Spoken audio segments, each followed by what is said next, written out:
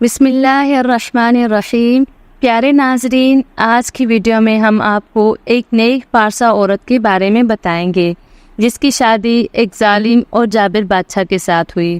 وہ ظالم اور جابر بادشاہ کون تھا؟ وہ فرعون تھا، تاریخ کے پنوں کی سیاہی بننے والا فرعون، جو کبھی یہ دعویٰ کیا کرتا تھا انا ربکم الاعلی، یعنی میں ہی سب سے بڑا خدا ہوں۔ اللہ رب العزت نے اسے ہلاک کر کے دنیا کے لیے عبرت کا نشان بنا کر یہ ثابت کر دیا کہ سب سے بڑا خدا کون ہے۔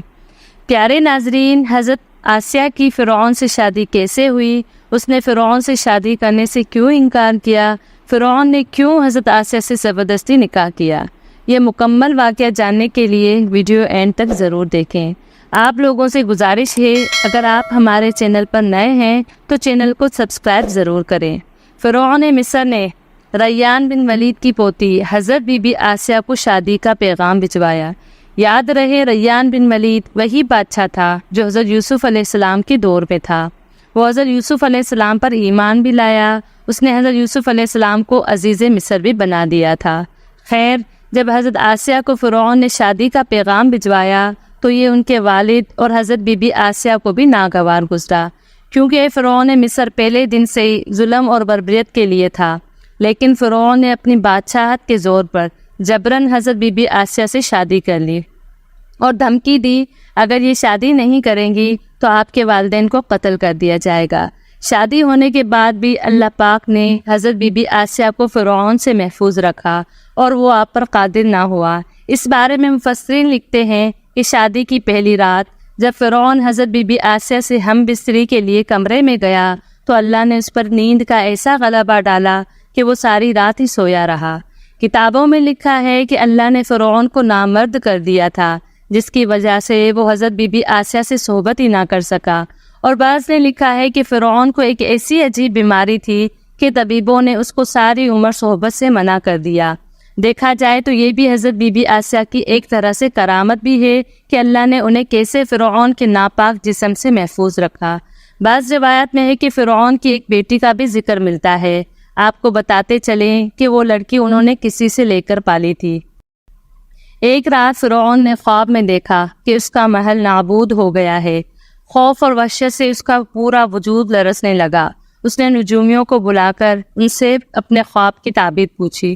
انہوں نے کہا، عنقریب بنی اسرائیل کا ایک بچہ تمہارے محل کو نابود کر دے گا۔ اس لیے فرعون نے حکم دیا کہ بنی اسرائیل میں جس کے ہاں بھی لڑکا پیدا ہو اسے فوراً قتل کر دو، لیکن اگر لڑکی پیدا ہو تو اسے قتل نہ کرنا تاکہ ان کی نسل باقی رہے۔ حضرت سیدنا موسیٰ علیہ السلام کی والدہ نے فرعون کے سپاہیوں کے ڈر سے آپ کو ایک صندوق میں رکھ کر دریا میں ڈال دیا۔ دریا سے ایک نہر فرعون کے محل کے پاس سے بہتی تھی۔ یہ صندوق بہتا ہوا اس نہر میں چلا گیا۔ فرعون نے حکم دیا کہ اسے محل میں لا کر کھولا جائے۔ جب صندوق کھولا گیا تو اس سے ایک خوبصورت بچہ نکلا۔ یہ صندوق پانی اور درختوں کے درمیان پایا گیا تھا، اس وجہ سے حضرت آسیہ نے آپ کا نام موسیٰ رکھا۔ حضرت موسیٰ علیہ السلام بچپن میں جب حضرت آسیہ کی گود میں آئے تو آپ نے سیدنا موسیٰ علیہ السلام کے چہرے میں نور نبوت دیکھ کر انہیں اپنا بیٹا بنا لیا۔ فرعون سے جو کہا اسے قرآن پاک میں یوں بیان کیا گیا، فرعون کی بیوی نے فرعون سے کہا، یہ بچہ میری اور تمہاری آنکھوں کی ٹھنڈک ہے، اسے قتل نہ کرو، کچھ بعید نہیں یہ ہمیں فائدہ پہنچائے یا ہم اسے بیٹا بنا لیں۔ اور یہ فیصلہ کرتے وقت انہیں انجام کا پتہ نہیں تھا۔ اس پر بدبخت فرعون نے کہا، اسے تم رکھ لو، مجھے اس کی کوئی حاجت نہیں۔ نبی کریم صلی اللہ علیہ وسلم کا فرمان ہے، اگر آسیہ کی طرح فرعون بھی اس بات کا اقرار کرتا یہ بچہ اس کی آنکھوں کی ٹھنڈک ہے تو ضرور اللہ پاک اسے ہدایت عطا فرما دیتا جسے آسیہ علیہ السلام کو عطا فرمائی۔ آسیہ نے موسیٰ کو اپنا فرزند قبول کر کے در حقیقت انہیں ان کی حتمی موت سے بچا لیا، قوم بنی اسرائیل کی نجات کا سامان فراہم کیا۔ اس لیے قرآن کریم نے آسیہ جیسی عورتوں کے رائے اور مشورے کو، جن کا عقیدہ و کردار عقلی و منطقی تھا، مفید اور مستحسن قرار دیا ہے۔ اگر فرعون دوسرے کاموں میں بھی آسیہ کے عقلی و معتبر نظریوں کی پیروی کرتا تو کبھی بھی بلا و مصیبت میں غرق نہ ہوتا اور خود کو ہمیشہ کے لیے جہنم کی آگ کا ایندھن نہ بناتا۔ بس ایک آزاد اور صالح عورت مردوں اور تمام معاشرے کی ترقی اور کامیابی کے لیے بہترین مشاور اور رہنما بن سکتی ہے۔ حضرت موسیٰ علیہ السلام کے عہدے نبوت پر فائز ہونے کے بعد سب سے پہلے حضرت آسیہ ان پر اور خدا پر ایمان لائے۔ جادوگروں کے سحر اور حضرت موسیٰ علیہ السلام کے معجزے کے سنسنی خیز مقابلے سے حق ظاہر ہونے کے بعد جہاں جادوگروں کو دولت ایمان نصیب ہوئی، وہیں جب آپ کو اس مقابلے کا حال معلوم ہوا تو آپ کے دل میں بھی فوراً حق کا نور چمک اٹھا۔ آپ حضرت موسیٰ علیہ السلام پر ایمان لے آئیں اور بہت دنوں تک اپنے ایمان کو چھپائے رکھا۔ فرعون کفر کے اس مرحلے میں پہنچ گیا تھا کہ خود کو خدا کہلانے لگا، لیکن آسیہ کا دل خدائے وحدہ لا شریک کے عشق سے سرشار تھا، اس لیے فرعون کی خدائی کو قبول نہیں کیا، اور خود فرعون کی قدرت و طاقت اور اس کا کفر ان کے ایمان پر غالب نہ ہو سکا۔ خداوند عالم قرآن کریم میں فرعون کی بیوی کی مثال دیتے ہوئے فرماتا ہے، آسیہ خدا پر صدق دل سے ایمان لائیں تو خدا نے انہیں نجات عطا کی اور جنت میں داخل کر دیا۔ فرعون جیسا کافر شور بھی ان کے ایمان کو متزلزل نہ کر سکا۔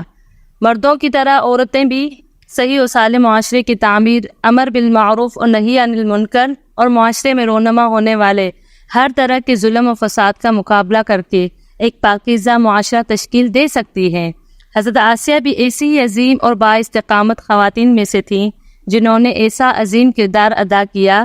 اسی لیے خداوند عالم قرآن کریم میں حضرت آسیہ کی استقامت اور عظمت اور ستائش بیان کرتے ہوئے فرماتا ہے، خدا نے ایمان والوں کے لیے فرعون کی زوجہ کی مثال بیان کی ہے کہ اس نے دعا کی، پروردگار میرے لیے جنت میں ایک گھر بنا دے اور مجھے فرعون اس کی کاروبار سے نجات دلا دے اور اس پوری ظالم قوم سے نجات عطا کر دے۔ قرآن کریم کی نظر میں حضرت آسیہ حق کی شناخت و بصیرت سے آگاہ تھی۔ انہوں نے نہ صرف یہ کہ اپنی شجاعت و بہادری کے ساتھ اپنے کافر شور کی پیروی نہیں کی، بلکہ اپنے عقیدہ و ثقافت میں بھی پوری آزاد تھیں۔ اس لیے قرآن کریم نے آسیہ کو مومنین کے لیے اسوہ نمونہ قرار دیا ہے، اور یہ اسوہ نمونہ عورتوں کے آزاد و مستقل عقیدہ و ثقافت پر بہترین دلیل ہے۔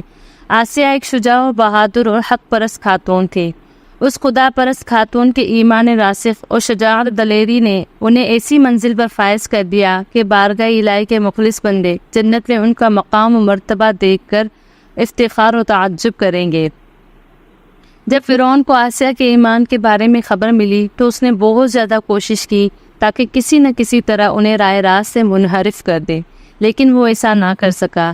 آسیہ نے بھی اس کی تمام کوششوں کو ناکام بنا کر صرف خدائے واحد کی عبادت میں مصروف رہی۔ حضرت آسیہ نے حضرت موسیٰ علیہ السلام کی حقانیت کو ثابت کرنے کے لیے فرعون سے بہت زیادہ بحث اور مناظرہ کیا، مگر فرعون آسیہ کے ایمان و عقیدت کو بدلنے میں کامیاب نہ ہو سکا۔ قصر فرعون روز بروز غصہ ہوتا گیا اور آسیہ نے فرعون سے کنارہ کشی اختیار کر لی۔ حضرت موسیٰ علیہ السلام کا دفاع کرتی رہی۔ حضرت موسیٰ کے چاہنے والے فرعون کے سپاہیوں کے ہاتھوں ظلم و ستم کی بھینٹ چڑھ رہے تھے، انہیں بے دردی کے ساتھ قتل کیا جا رہا تھا، یہاں تک کہ فرعون نے حضرت موسیٰ پر ایمان لانے والے ایک شخص کو، جسے قرآن کریم نے مومن آل فرعون کے نام سے یاد کیا ہے، بڑی بے دردی سے قتل کر دیا، جس کے بعد آسیہ کے صبر کا پیمانہ چھلک اٹھا، کھلم کھلا فرعون کی مخالفت کرنے لگی۔ فرعون میں غیظ و غضب کی آگ بھڑک اٹھی۔ اس نے اپنی زوجہ آسیہ کو بہت ہی دردناک طریقے سے ایذائیں پہنچائی۔ جب فرعون نے آپ کو ایمان سے پھرنے کی تمام تدبیریں کر لی، اسے ناکامی کا سامنا ہوا تو اس نے آپ کو شہید کرنے کا فیصلہ کر لیا۔ شہادت سے پہلے آپ نے بارگاہ الہی میں جو التجا کی، اسے قرآن پاک میں یوں بیان فرمایا گیا، میرے پروردگار، میرے لیے اپنے پاس جنت میں ایک گھر بنا دے اور مجھے فرعون اور اس کے عمل سے نجات دے دے، مجھے ظالم لوگوں سے بھی نجات عطا فرما دے۔ بعض روایت میں آیا ہے کہ فرعون نے حضرت آسیہ کو مصر کی تپتے سورج کے نیچے زمین پر لٹا کر 4 کیلیں ٹھونک دی اور سخت ایذائیں پہنچائی۔ فرعون نے اپنے کارکندوں سے کہا، ایک بڑی چٹان لاؤ، اگر چٹان دیکھ کر بھی یہ ایمان پر قائم رہتی ہے تو چٹان اس پر گرا دو، اور اگر اس ایمان سے پھر جاتی ہے تو یہ میری بیوی ہے، اسے مت مارنا۔ چنانچہ جب آپ کے سامنے چٹان لائی گئی تو آسمان کی طرف آپ کو اپنا جنتی محل نظر آیا، جس سے آپ کے عزم و استقلال میں اور بھی اضافہ ہو گیا۔ اسی حالت میں آپ کی روح پرواز کر گئی۔ اس کے بعد جب آپ پر چٹان گرائی گئی تو وہ ایسے بدن پر گری جس میں روح نہیں تھی۔ حضرت آسیہ کی ایک بہت بڑی فضیلت یہ ہے کہ آپ جنت میں نبی کریم صلی اللہ علیہ وسلم کی زوجہ ہوں گی۔ چنانچہ مروی ہے جب ام المومنین حضرت خدیجہ رضی اللہ تعالیٰ عنہا کے مرض وفات میں نبی کریم صلی اللہ علیہ وسلم تشریف لائے اور فرمایا، اے خدیجہ، تمہیں اس حالت میں دیکھنا مجھے گراں گزرتا ہے، لیکن اللہ پاک نے اس گراں گزرنے میں کثیر بلائی رکھی ہے۔ تمہیں معلوم ہے کہ اللہ پاک نے جنت میں میرا نکاح تمہارے ساتھ مریم بنت عمران، حضرت موسیٰ کی بہن کلثوم اور فرعون کی بیوی آسیہ کے ساتھ فرمایا ہے۔